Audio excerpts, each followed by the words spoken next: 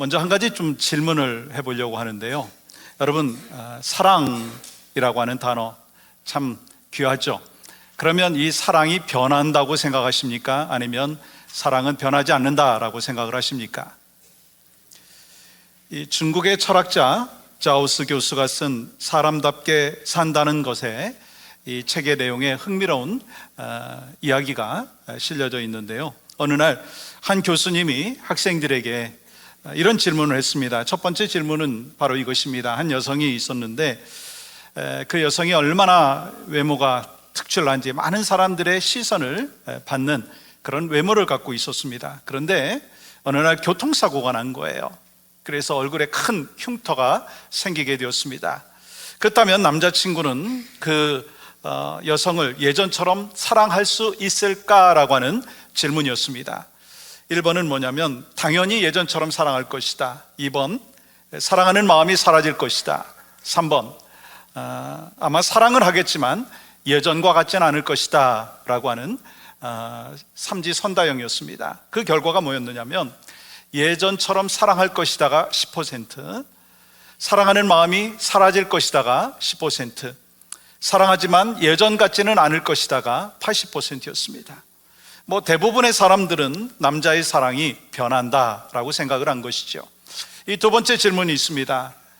백만장자 남자가 있었는데 그 남자는 사업을 하다가 망해가지고 빈털터리가 돼버렸습니다. 그렇다면 그 여자친구는 이 남자를 예전처럼 사랑할 것인가? 1번 당연히 예전처럼 사랑할 것이다. 2번 사랑하는 마음이 사라질 것이다. 3번 사랑은 하겠지만 예전과 같지는 않을 것이다. 결과는 어떻게 되었을까요? 예전처럼 사랑할 것이다 30%, 또 예전에 사랑하던 그 마음이 사라질 것이다 30%, 또 사랑은 하지만 예전과 같지 않을 것이다 40%였습니다. 수치는 좀 다르게 나왔죠. 그렇지만 사랑에는 현실적인 조건을 더 중요하게 생각한다라고 하는 통계의 결과입니다. 그렇다면 여러분, 부모님의 사랑은 어떤가라고 하는 것입니다. 여러분, 부모님의 사랑은 어떨까요? 우리 부모님은 우리가 교통사고가 나서 얼굴에 큰 상처가 있다 한다 할지라도, 우리의 삶에 그 비즈니스를 하다가 실패를 한다 할지라도, 심지어 결혼에 실패를 한다 할지라도 100% 사랑은 줄어들지 않는다라고 하는 사실입니다. 여러분, 세상에 어떤 부모가 자녀가 얼굴에 흉터가 있다고 해서 사랑을 줄이겠습니까? 세상에 어떤 부모가 자녀가 사업에 실패했다고 해서 사랑을 줄이겠습니까? 부모의 사랑은요, 조건 없는 사랑이에요. 부모의 사랑은 끝없는 사랑인 줄 믿습니다. 오늘 본문에 보면 또 하나의 위대한 사랑이 나오죠. 믿음의 유산을 남긴 할머니 로이스와 어머니 유니게의 그 모습, 그리고 또한 그 부모의 사랑을 이어받은 그 디모데의 신앙의 모습이 나오고 있습니다. 구약에서 보통 그 믿음의 유산을 이야기를 할 때는요, 아브라함, 이삭, 야곱 해서 남자들 중심으로 믿음이 이어지더라고요.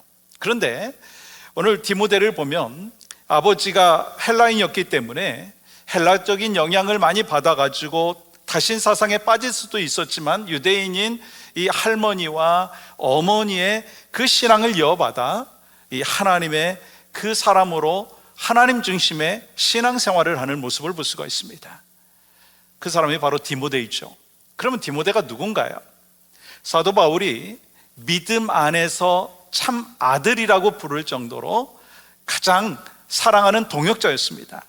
여러분 아시듯이 사도 바울은 결혼하지 않았습니다.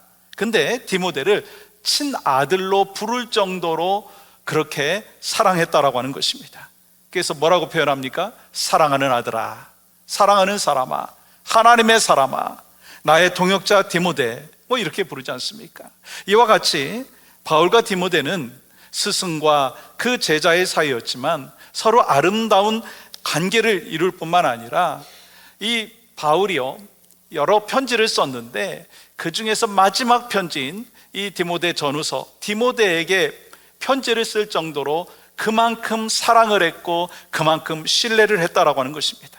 그렇다면 여러분, 이 디모데의 이 믿음이 어디서부터 나왔습니까? 그는 어릴 때부터 할머니 로이스와 어머니 유니게의 그 신앙을 배웠어요.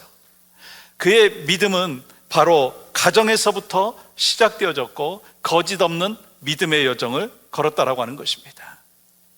그의 믿음의 아버지는 누구였습니까? 바울이었어요. 그 바울에게서 얻은 그 믿음의 여정을 걸었습니다. 오늘 특별히 어머니 주일로 우리가 지키고 있습니다.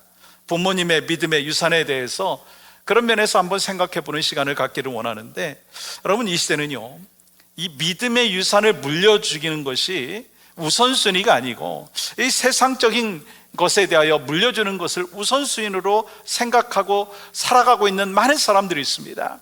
세상에 물질을 물려주고 지식을 물려주고 또한 건물을 물려주고 그것이 우선순위가 돼버린 시대 속에서 살고 있습니다. 그렇기 때문에 우리는 참된 크리스찬의 삶이 무엇인지를 알고 있지 않습니까? 그래서 참된 크리스찬으로서 믿음의 유산을 우리 자녀들에게, 다음 세대에게, 손주들에게 물려주는 것이 가장 우선순위가 돼야 된다고 하는 거예요. 왠지 아십니까? 우리의 자녀들, 다음 세대는 우리의 미래예요. 교회의 소망이기 때문인 것입니다. 또 하나님께서 허락해 주신 가장 큰 선물이라고 하는 것입니다. 여러분은 부모님으로부터 물려받은 그 믿음이 얼마나 있습니까? 아니, 여러분은 지금 여러분의 자녀들에게 믿음을 얼마나 물려주고 있습니까? 아니, 영적인 자녀들에게 여러분은 어떠한 믿음을 물려주고 있는가라고 하는 것입니다. 여러분, 부모의 사랑만큼 부모의 믿음도 자녀들에게 큰 영향력을 끼치게 됩니다. 여러분, 그 결과 디모데는요, 사도 바울이 가장 사랑하는 동역자일 뿐만 아니라 누구에게나 칭찬받는 믿음의 삶을 살았습니다. 그래서 사도행전 16장 2절에서 이렇게 이야기합니다. 디모데는 루스드라와 이고니온에 있는 형제들에게 칭찬받는 자였다라고 하는 거예요. 쉽게 말하면 이 디모데는 오늘날로 말하면 교회 오빠였다는 거예요. 그만큼 신실한 하나님의 삶을 살았다는 거예요. 그리고 디모데후서 1장 5절 말씀 보시면은요, 이는 내 속에 거짓이 없는 믿음이 있음을 생각함이라. 거짓 없는 믿음의 사람이었어요. 그리고 디모데는요, 모태신앙이었습니다. 우리는 종종 모태신앙을 뭐라고 이야기합니까? 모태신앙, 못된 신앙이라고 이야기하기도 하죠. 그런데 이 디모데는 모태신앙의 정말 모델이 되는 그 삶의 모습이 있었다는 거예요. 여러분, 그래서 저는요, 이 사도 바울의 믿음의 여정도 참 귀하다고 생각합니다. 일대 신앙 얼마나 귀합니까? 나부터 믿음을 갖고 나를 통해서 우리 가문의 믿음의 유산이 물려지어진다라고 하는 거 얼마나 귀합니까? 근데요, 또 중요한 게 무엇입니까? 이 디모데와 같이 3대 신앙이 있지만 또 믿음 안에서 살고 믿음의 유산을 또한 남겨줄 수 있는 하나님의 사람이 된다는 거 너무나 귀하다라고 하는 거예요. 여러분, 이 화면에 비춰지는 이 코이라고 하는 그 물고기를 여러분 아실 것입니다. 이 물고기는요, 자라는 환경에 따라서 크기가 완전히 달라진다는 거예요. 이 작은 어항에서 이 코이 물고기를 키우게 되면은 5에서 8cm로 커지게 되고, 또 연못에서 키우게 되면 15에서 25cm까지 커지게 되고, 강에서 키우게 되면 90에서 120cm까지 커진다라고 하는 거예요. 여러분, 이 어디에서 키우느냐에 따라서 완전히 달라지는 거예요. 여러분, 이거를 코이의 법칙이라고 이야기하죠. 근데 여러분, 물고기만 그런 것이 아니라고 하는 거예요. 사람도 마찬가지라는 거예요. 어떤 환경에서 자라느냐에 따라서 그 사람은 평범한 삶을 살아갈 수 있고, 어떤 환경에 따라서 살아가느냐에 따라서 그는 하나님의 위대한 삶을, 하나님의 위대한 사람으로서의 삶을 살아갈 수가 있다라고 하는 거예요. 그러면 여러분, 디모데는 어떤 환경 속에서 자랐습니까?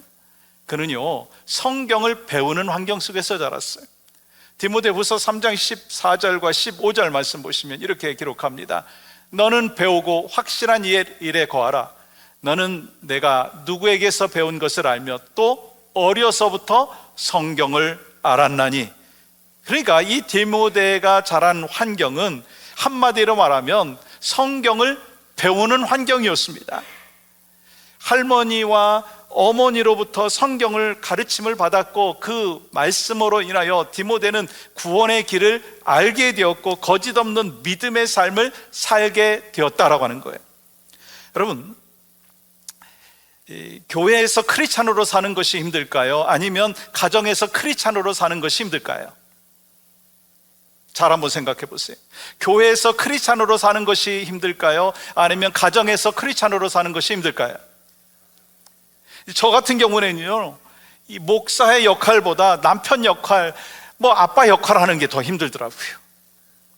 교회에서 크리스찬으로 사는 것이 훨씬 쉬울 수 있습니다. 왜냐하면 우리는 교회에서 좋은 목사님 모습을 보일 수 있고, 교회에선 좋은 장로님 모습이 드러날 수 있고, 또 좋은 권사님, 믿음 좋은 집사님으로 드러나는 거 어렵지 않습니다. 일주일에 우리 만나는 시간이 그렇게 길지 않고, 또 나름대로 우리는요, 두 가지 얼굴을 갖고 있어요. 교회에서는 좀 더 거룩한 얼굴을 갖고 있고, 가정에서는 좀 더 편안한 얼굴을 갖고 있고.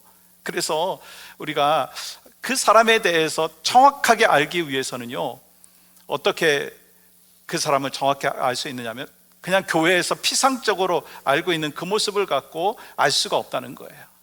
그 사람과 깊은 만남을 가져야 되고, 그 사람과 오랫동안 또 함께 교제하는 그런 시간들이 있어야 된다라고 하는 것이죠. 왜냐하면 가정에서의 모습은 정말 크리스찬으로서 진짜 살고 있는지 그것을 알 수 있기 때문이에요. 그런 면에서 이 저의 그 신앙인의 모습을 알 수 있는 길이 있다면 어떻게 보면 알 수 있습니까? 교회에서 보면은요, 솔직히 잘 몰라요. 그냥 피상적으로 알 수 있습니다. 누구한테 물어봐야 될까요? 잘 모르겠어요. 저의 정말 진짜 신앙인지 좀 약간 두 얼굴을 갖고 있는지 그것을 알기 위해서는 누구한테 물어봐야 될까요? 저희 아내한테 물어보면은요, 거짓말 할 수도 있어요. 그냥 적당히 그렇게 얘기할 수 있습니다. 저희 아이들한테 물어보면 알아요. 저희 아이들은요, 미국에서 자랐기 때문에 솔직합니다. 그리고 저를 또 많이 알 수 있는 사람이 있어요. 누구냐면 우리 박 목사님하고 우리 김 목사님이에요.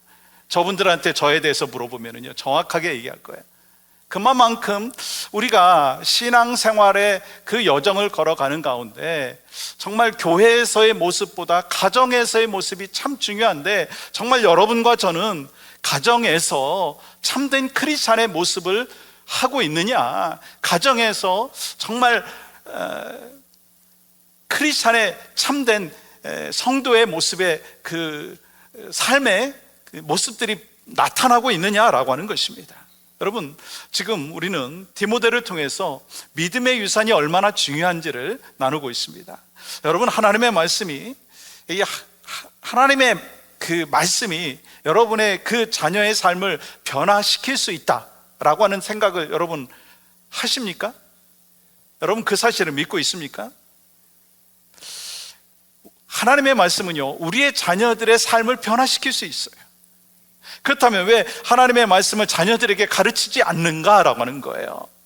여러분, 시편 1편에 보면 복 있는 사람에 대해서 말씀을 하는 거예요. 복 있는 삶이 어떤 삶인지에 대해서 말씀하는데 2절과 3절의 말씀은 이렇게 기록하죠. 같이 한번 읽어보겠습니다. 시작. 오직 여호와의 율법을 즐거워하여 그의 율법을 주야로 묵상하는도다. 그는 시냇가에 심은 나무가 철을 따라 열매를 맺으며 그 잎사귀가 마르지 아니함 같으니 그가 하는 모든 일이 다 형통함이로다. 여러분, 이 말씀 믿습니까? 아멘이신가요? 그렇다면 이 말씀이 여러분 자녀에게도 동일하게 적용된다라고 하는 사실을 믿습니까? 여러분의 영적인 자녀들에게도 동일하게 적용될 수 있다는 사실을 믿습니까? 성경은 사람을 변화시킬 수 있는 힘이 있어요. 그래서 신명기 6장 7절에서 이렇게 말씀을 하고 있습니다. 내 자녀에게 부지런히 가르치며 집에 앉았을 때든지 길을 갈 때든지 누워있을 때든지 일어날 때든지 이 말씀을 강론할 것이며, 이 말씀은 단순한 권면이 아니고요, 명령이라고 하는 것입니다. 이 구세군의 어머니라고 할 수 있는 캐서린 부스라고 하는 분은 자녀가 9명이었습니다. 근데 그 9명의 자녀를 믿음으로 키웠어요. 그래서 수많은 사람들이 그녀에게 질문했습니다. 어떻게 자녀 교육을 했기에 그렇게 9명이나 되는 모든 자녀들이 믿음을 지킬 수 있었습니까? 라고 질문했을 때 이런 대답이 있었습니다. 나는 마귀보다 한 발 앞서서 아이들에게 주의 말씀을 가르쳤습니다. 나는 마귀보다 한 발 앞서서 우리의 자녀들에게 하나님의 말씀을 가르쳤습니다. 마귀는 우리 아이들이 성경을 알지 못하게 하기 위해서 유튜브를 통해서, 게임을 통해서, 마약을 통해서 세상의 즐거움을 앞세우게 만든다라고 하는 것입니다. 그렇기 때문에 우리에게 필요한 게 뭡니까? 마귀보다 한 발 앞서서 무엇을 가르쳐야 된다고요? 말씀을. 이번에 한국 방문하면서 총회에 참석할 뿐만 아니라 저희 어머니도 뵙고 장인 장모님도 뵙고 가족들도 뵙는 그런 시간을 가졌습니다. 특별히 저희 어머니에게 참 감사하는 마음이 있었어요. 말씀을 가르치시고 또 기도의 모델이 되어주신 것이 얼마나 감사한지. 과거에 저의 어렸을 때 저희 어머니는 참 혹독하게 저를 말씀으로 훈련을 시키셨어요. 아침에 일어났을 때 성경 읽어야 밥을 주셨고, 또 잠자기 전에 성경 읽어야지 잠을 잘 수 있게끔. 그때는 그게 그렇게 싫었는데 지금 생각해 보니 그러한 훈련이 있었기 때문에 지금 제가 있는 것이 아닌가라고 하는 생각을 가졌어요. 그만큼 성경은 사람을 바꾸는 힘이 있다는 거예요. 왜요? 말씀은 살아있고 운동력이 있기 때문에. 여러분 자녀에게 말씀을 잘 가르치는 하나님의 사람이 되기를 간절히 소망합니다. 우린 전통하면은 좀 딱딱한 것으로만 생각을 하는데요, 사실 전통 있는 신앙이요, 뭔가 좀 다르더라고요. 아무리 방황하던 그 아이들도 부모의 신앙을 보고 자란 그 아이들은요, 돌아오게 되어 있어요. 혹시 여러분의 자녀들 가운데 과거에는 그렇게 믿음 안에서 살았는데 지금은 주님의 뜻에서 멀어진 자녀들이 있다면, 여러분들이 지속적으로 기도했고 그 자녀들에게 말씀을 가르쳤다면 그 믿음의 전통으로 인하여 그 자녀는 언젠가 돌아올 것이다라고 하는 소망을 갖고 믿음을 갖고 never give up, 포기하지 아니하시는 여러분이 되기를 간절히 소망합니다. 그 믿음과 확신을 갖고 살아가야 된다는 거예요. 왜냐하면 우리가 자녀 교육이 성공을 해야 된다라고 하는 생각을 갖고 있는데, 가장 중요한 가정 교육, 자녀 교육, 그게 뭐라고 할까요? 그것은 바로 신앙 교육이에요. 또 교회도 마찬가지입니다. 교회에서 우리 어른 세대 참 중요합니다. 어른 세대 중요하니까, 시니어 세대 중요하니까 여러 가지 프로그램을 통해서 하려고 합니다. 근데 또 중요한 것이 있다면 다음 세대를 교육시켜야 돼요. 근데 다음 시대의 교육을 위해서 가장 또 중요한 게 뭡니까? 신앙 교육이라고 하는 것입니다. 근데 어떤 분들은 이렇게 말합니다. 목사님, 몰라서 그래요. 우리의 대학생이에요. 우리의 취직해서 지금 직장 다니고 있어요. 우리의 결혼했어요. 아니 지금 손주가 있어요. 아니 우리 애는요 지금 저하고 같이 늙어가고 있어요. 사실 이런 자녀에게 이 말씀으로, 그리고 또 신앙적인 그 훈련을 시키는 거 참 쉽지 않습니다. 그렇지만 우리가 알고 있는 한 가지 귀한 속담이 있습니다. 늦었다고 생각할 때가 가장 빠르다라고 하는 거예요. 여러분 지금부터라도 한번 시작해 보라는 거예요. 여러분 자녀가 지금 어떠한 신앙 상태에 있는지 저는 구체적으로 다 모릅니다. 그렇지만 우리 자녀들에게 때를 얻든지 못 얻든지 기회를 찾아서 자녀들에게 말씀을 가르쳐야 된다는 거예요. 여러분 손에 들고 있는 이 휴대폰으로 맨날 뉴스만 보고 맨날 여러분들이 좋아하는 것만 보지 마시고, 이 휴대폰으로 여러분 자녀들에게 복음을 좀 전해보라는 거예요. 내가 오늘 말씀을 묵상했는데 이 말씀이 나에게 은혜가 되었다 하면서 그 말씀을 전해주라는 거예요. 내가 오늘 예배를 드리면서 내가 은혜를 받았는데 이런 은혜를 받았다 하면서 그 내용을 좀 신앙의 간증으로 이야기하라고 하는 거예요. 그리고 전화를 통해서 한번 자녀를 위하여 축복하며 기도하라고 하는 거예요. 저는 참 감사한 것이 저희 어머니가 종종 저한테 하시는 이야기가 있어요. 지금 너 어디 있니? 그 말씀을 하시면 저희 어머니가 원하는 것이 무엇인지를 제가 압니다. 제가 운전을 할 때면 어머니가 그냥 지나가시지만 교회에 있을 때든지 집에 있을 때든지 저희 어머니가 저한테 요청하는 것이 있어요. 나를 위해서 기도해 달라고. 그러면 제가 저희 어머니한테, 한국에 계신 어머니한테 전화로 기도합니다.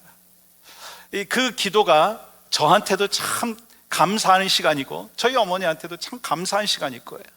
여러분, 자녀들을 위해서 그런 기도의 시간을 한번 가져보시고, 자녀들이 믿음의 그 지경이 많이 올라와 있다면, 또 신앙의 성숙이 되어 있다면, 야, 나를 위해서 좀 기도해 다오 라고 했을 때 그 믿음의 그 가정의 그 은혜들은 더 풍성하게 나타난다라고 하는 것입니다.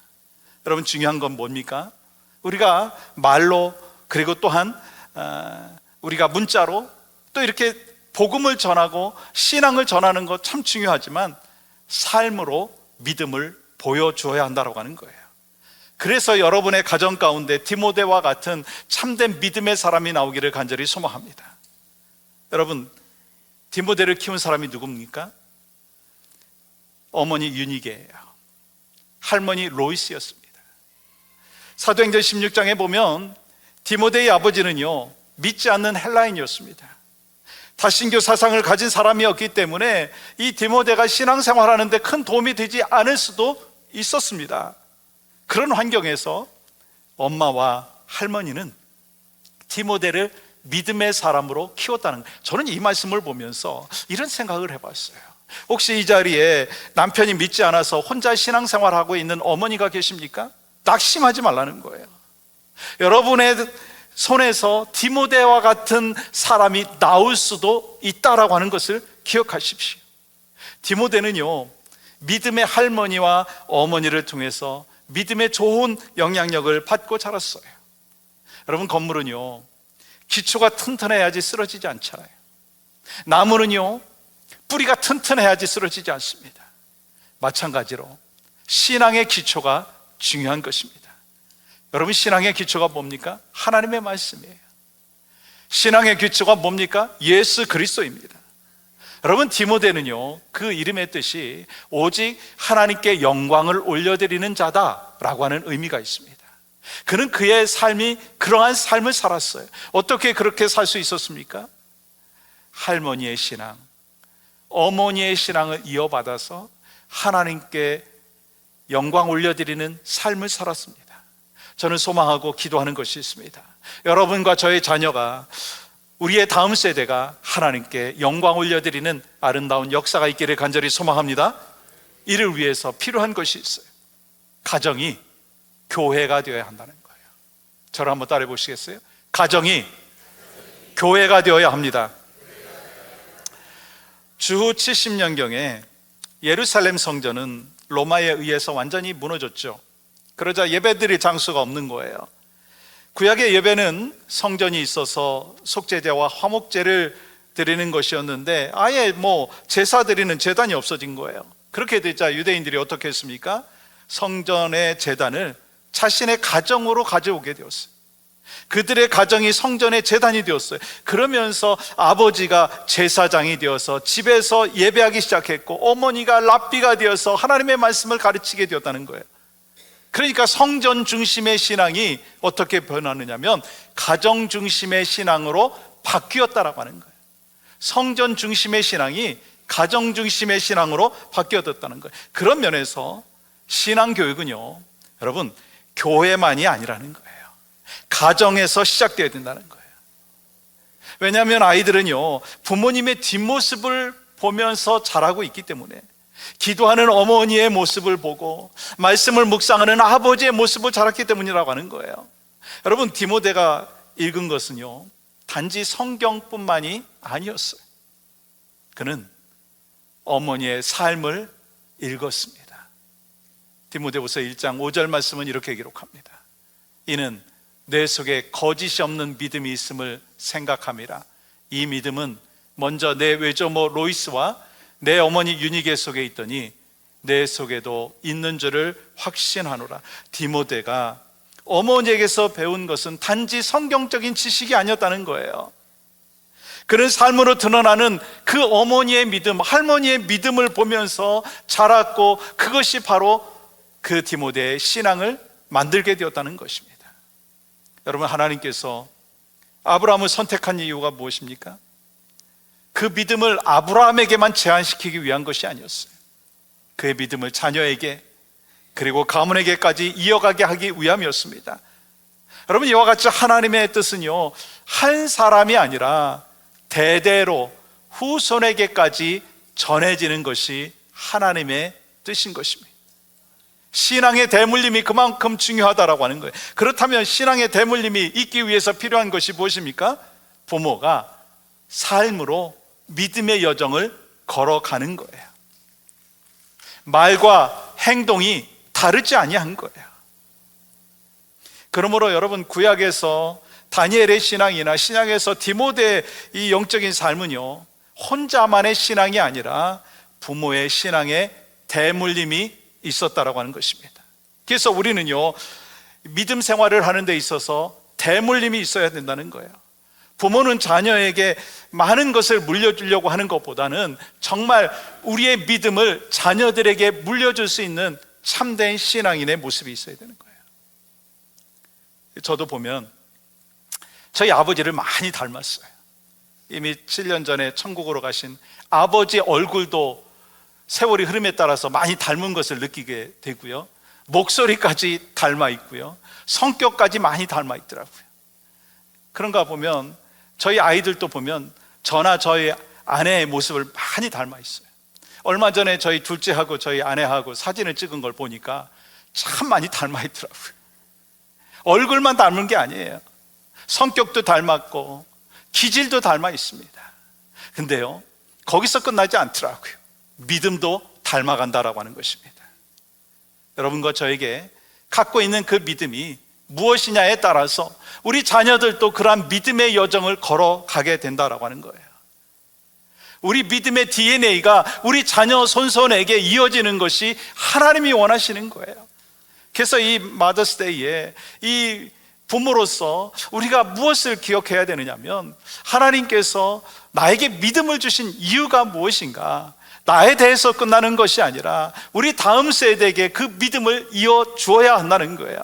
우리 자녀들에게, 우리 손주들에게, 3세대, 4세대에게 이어줘야 된다는 거예요. 또 교회로서도 마찬가지 아니겠습니까? 우리 교회에게 믿음을 주시고 또 교회를 허락하신 것은 우리 다음 세대가 믿음의 여정을 걸어갈 수 있도록 우리를 통해서 일하시기를 원하신다라고 하는 것입니다. 그렇습니다. 그렇기 때문에 최고의 신앙교육이 무엇이냐면, 부모가 우리 기존 세대가 우리 자녀 세대에게, 우리 다음 세대에게 하나님을 잘 믿는 것을 보여줘야 한다라고 하는 거예요. 말로 가르치는 거 여러분 중요합니다. 그렇지만 더 중요한 게 뭐죠? 삶으로 가르치는 것입니다. 부모가 자녀를 위해서 기도해 주는 모습, 부모가 말씀을 묵상하고 또 말씀 속에서 살아가는 삶의 모습을 보여줘야 된다라고 하는 것입니다. 그렇기 때문에 신앙은요, 교회가 아니라 집에서 전수된다라고 하는 사실입니다. 신앙은 교회가 아니라 집에서 전수된다는 거예요. 로버트 풀컴은 내가 정말 알아야 할 모든 것은 유치원에서 배웠다라고 하는 책을 썼는데, 그 책의 내용 속에는 이런 내용이 있습니다. 아이들이 말을 안 듣는다고 걱정하지 말고 아이들이 항상 나를 지켜보고 있다는 것을 걱정하라. 아이들이 항상 나를 지켜보고 있다는 거예요. 집에서는 우리의 자녀들이, 우리의 손주들이 나를 지켜보는 거예요. 어떻게 믿음 생활하고 있는지를 지켜보는 거예요. 교회에서는 우리 기존 세대들이 어떻게 신앙생활을 하고 있는가라고 하는 것을 다음 세대들이 지켜보고 있다라고 하는 것입니다. 그렇기 때문에 여러분과 제가 우리 자녀들에게 참된 믿음의 본을 보일 수 있는 귀한 삶의 모습이 있기를 간절히 소망합니다. 자녀가 일주일에 한두 시간 교회 나와서 예배 드리는 것으로 신앙이 올바로 세워진다? 여러분, 그렇지 않습니다. 자녀를 교회에 보내는 것도 참 중요하지만 가정에서 교회의 역할을 온전히 감당할 때 우리의 자녀들이 믿음의 여정을 걸어갈 수가 있는 것입니다. 그래서 가정에서 말씀과 기도, 예배의 본을 보이는 여러분과 제가 될 수 있기를 간절히 소망합니다. 우리가 잘 알고 있듯이 위대한 신앙의 인물 뒤에는요, 기도하는 어머니들이 있었어요. 존 뉴턴, 그는 원래 노예 무역을 하던 사람이었습니다. 근데 나중에 어메이징 그레이스를 썼잖아요. 위대한 설교자가 되었어요. 그는 이렇게 이야기했습니다. 어머니에 대해서, 나의 어머니는 나 때문에 괴로워하며 수많은 기도와 눈물로 나를 하나님께 맡겼습니다. 지금 나는 그 기도의 열매를 거두고 있습니다. 찰스 스펄전 목사님은 이렇게 얘기합니다. 나는 어머니의 말씀으로 영적 기둥이 세워졌습니다. 존 파이퍼 목사님은 또 이런 고백합니다. 내가 그리스도를 사랑하고 목사로 서 있는 이유는 어머니 때문입니다. 유명한 록펠러는 이렇게 이야기합니다. 나는 모든 신학자에게 배운 것보다 어머니에게서 더 많은 기독교를 배웠다. 여러분, 이런 부모가 되시고 영적인 부모가 되시기를 간절히 소망합니다. 어떤 자녀를 키우고 있습니까? 어떤 손주를 키우고 있고 어떤 다음 세대를 키우고 있습니까? 잠언 22장 6절은 이렇게 말씀하십니다. 마땅히 행할 길을 아이에게 가르치라. 그리하면 늙어도 그것을 떠나지 아니하리라. 방임하지 말라는 거예요. 내버려 두지 말라는 거예요. 시간이 많지 않다는 거예요. 혹시 자녀 교육에 실패한 것 같습니까?